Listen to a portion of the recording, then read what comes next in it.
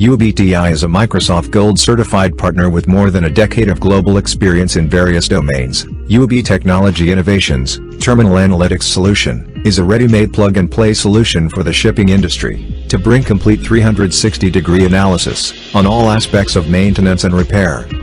Our solution enables management teams, to quickly identify problems, and the time taken, for the different activities of maintenance and repair, and also empowers the decision-makers, to track the time spent of issues, and to take effective actions, to prevent the future occurrences. Let's look into the reports now.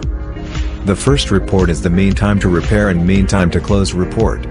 This report shows the month-on-month trend, for the average time taken, to repair and close. The report also includes drill-down trend analysis, for the hierarchical plant structure and priority. The next report is the preventive maintenance versus corrective maintenance report. This report provides comparative analysis on how much % of time is spent for preventive maintenance and corrective maintenance with month-on-month trend. The next report is the planned versus unplanned downtime report, which provides total downtime hours taken for planned and unplanned maintenance and repair, month-on-month.